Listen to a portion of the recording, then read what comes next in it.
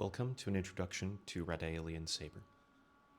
Radaellian Sabre is a late 19th century sabre system developed by Giuseppe Radaelli, starting with his experiences in the Italian Wars of Unification and originally intended for the Italian cavalry.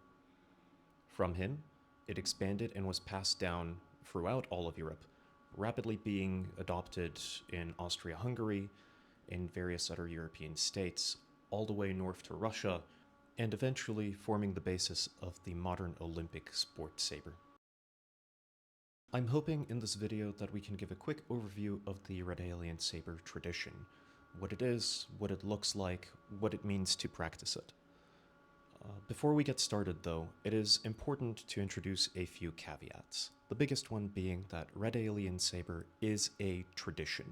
It was practiced from the late 19th century. In some formats, you could argue all the way up to the present day, and as such, there is going to be a high degree of variability. Whether you begin with a extremely extended guard, or you prefer more retracted invitations, do you fence out of a classical triangle comprised of the guards 1, 2, 5, or do you play out of a modern triangle comprised out of 3, 4, 5? When throwing your molinellos, are you doing them with an exaggerated body lean, or are you instead keeping the upper body upright? All of this variation aside, there are a few commonalities that we can use to identify Radaellian Sabre and its derivatives. The primary ones being a fixed wrist and cuts thrown by molinello, or molinet, from the elbow, as well as a preference for a longer distance, rather than fencing from a simple lunge distance and off of a lunge recover pattern. The Radaellian system is invariably fenced off of an advanced lunge or patinando distance, allowing for a more complex tactical game and more athletic, explosive movement.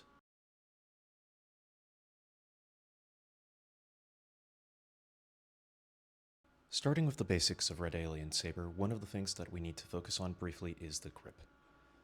The grip of the sabre is very, very loose. The sabre is primarily held between your thumb, your index finger, and the bottom of the palm of your hand on the little finger side. This allows the sabre to be held loosely and yet firmly, with maximum suppleness and no risk of dropping your weapon.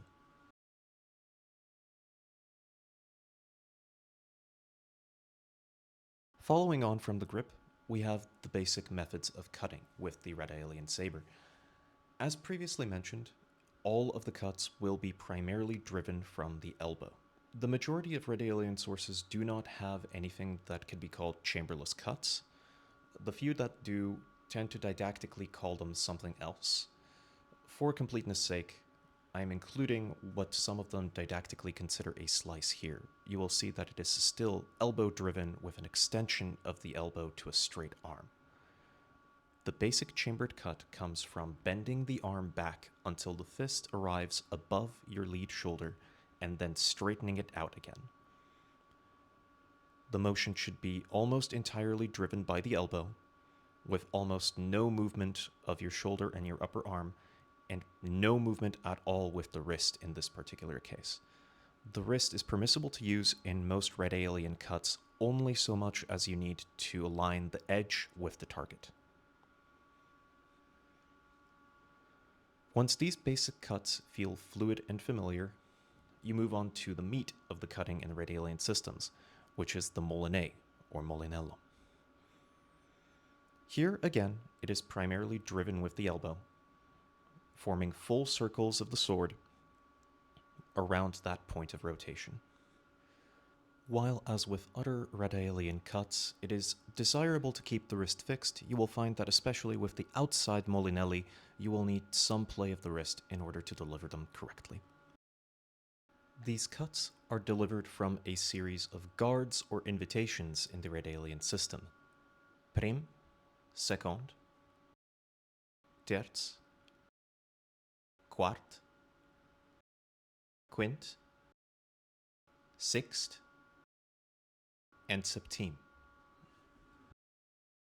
Besides the guards, Radaellian also considers several other possible stances, those being a high point in line with the locked out arm pointed directly at the opponent's shoulder, a low point in line with the locked out elbow and straight arm pointing down at the opponent's hip, and a slightly more retracted on-guard neutral position. Having discussed the cuts and having discussed the guards, we can now look at the possible targets for those cuts, which are in turn denied by those guards, or as most of the examples of the Radaellian tradition that I am familiar with would call them, invitations. The body is divided into roughly 5 target zones. There is one to the head, from directly above. There is the outer face and the flank on the outside, and there is the inner face and the stomach or belly on the inside.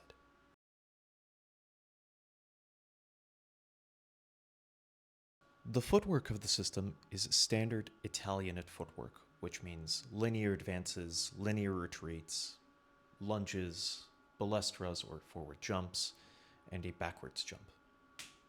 The thing that makes it different, although I would dare say not unique, is the emphasis on a wider distance and on combined footwork, that being a step lunge, or patinando, and a redoubled lunge, or ridoppio. These both mean that you can engage from a longer distance with more explosive footwork, reaching towards the opponent. It is pretty commonly said that the core of all sabre is in the parry-riposte. The distinction that needs to be drawn here is while some systems, like the infamous British sabre, are going to have a cut on a lunge or a demi-lunge and then slip with the parry, the Radaellian system is far more concerned with attacking off of the advanced lunge using the explosivity of the footwork to close the distance, as well as retreat out of distance if the attack is unsuccessful, being far more willing to be mobile and move up and down the planche than contemporary systems. Besides the greater explosivity of the action allowing for more sport-like long attacks, it also opens the road to some other tactical elements. The big one being bound attacks or attacks on the blade, which can be either by beat, by binding on, or by a glide or a bound thrust. The step lunge, as opposed to a basic lunge, allows you to act on the blade during the initial step when you are still technically outside lunge distance and safe against a prospective counteraction. It allows you to establish that blade contact and act off of it according to your opponent's action. This also harmonizes very well with the Radaellian system's preference for extended point guards and extended point stances. You do have the option to engage with the blade off the step lunge, but more than that, you have the necessity to engage with the blade, which is why the Radaellian system leans so heavily on engagements, beats, presses, gliding thrusts, or other ways to remove the point when you're closing. The other benefit of the longer step lunge or charging attack is that it allows you to better combine with feints, which harmonizes very well with the fact that the elbow-driven molinello is in itself a feint. When I go into a standard inner molinello chambering action, I can, from that initial chamber, actually strike at practically any one of the 5 targets that we outlined previously, as illustrated here.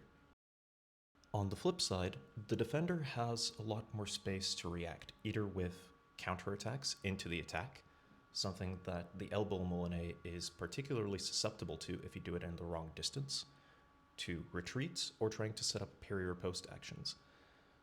It lends itself very well to conventional fencing by priority systems, where you can use the entire tactical wheel in its fullest extent. And at this point, we have achieved something that should be recognizable to most people as Radaellian fencing. We have step lunge or balestra lunge driven attacks across a long range. We have parry-riposte off the lunge, usually integrating the initial windup of a molinello as your parry, putting you in a position for an immediate riposte. As you probably could have guessed based on the caveating at the start of the video, there will be plenty of people who look at this and say that doesn't quite match my particular Radaellian source. For further reading, I would recommend everybody engage with a particular source of their choice.